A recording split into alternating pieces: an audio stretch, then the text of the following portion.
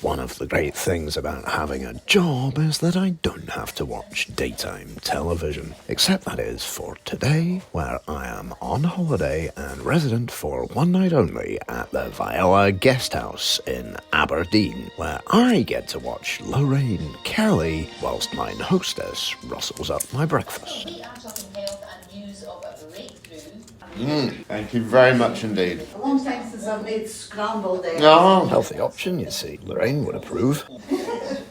But all of this is a distraction from today's main focus, which is not Aberdeen, where I've been several times previously, but its near neighbour, Ellon, my 942nd forgotten town.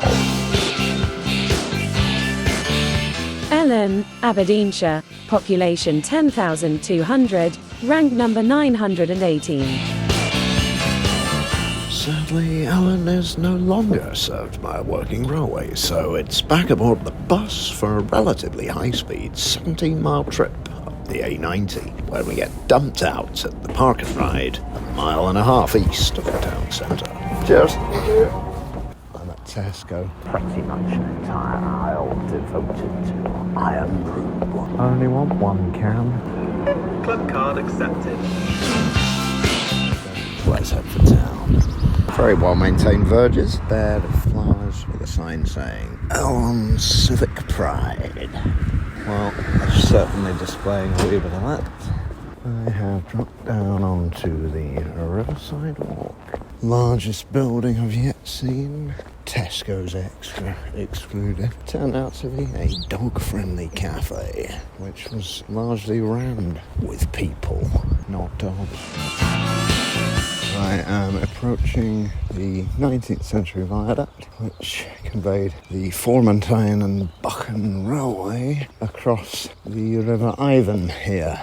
Whilst it closed in the mid-60s, along with so many others, the railway, again, along with so many others, was converted into a long-distance cycle path, which I believe also accepts pedestrians. So we'll see whether I can do a short stretch of it.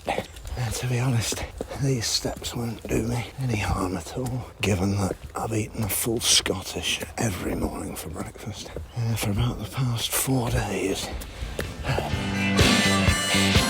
And we find a sign. Formentine and Buchan Way will offer you an immense variety of landscape from the rolling farmland of northeast Aberdeenshire to the bustling fishing ports of Peterhead and Fraserburgh, both of which I visited for a pint in 1991, so will not be appearing in this podcast. Just walked past a rather nice house on the main drag. Fellow there, digging his garden.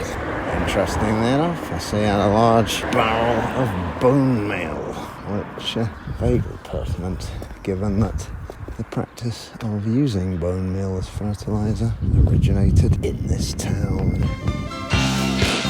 The Victoria Hall in pink granite, built to commemorate the Diamond Jubilee of her late Majesty Queen Victoria, and used for a variety of activities, including something advertised here as a jazzercise class.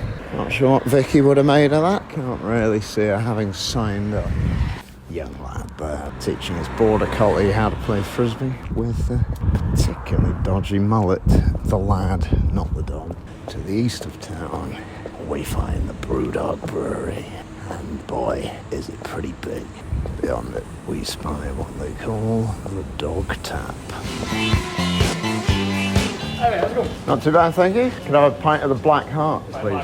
You want to start with tab at all? To set up a tab, that'd be dangerous. Exactly, it is. Unfortunately, I've got other things to do. Fantastic, thank you very much. Whilst I settle down with a pint of very reasonable, if not camera-approved, stout, there's just time to say that before the coming of Brewdog, which is now the 7th largest beer brand in Britain, the most noteworthy presence here was the ruined 16th century castle and its gardens, not open Thursdays and thus not featuring here, and that the town's most famous daughter of recent times is percussionist Dame Evelyn Glennie. My own immediate plans, meanwhile, involve 3 more Aberdeenshire towns, starting with West Hill. See you there next time.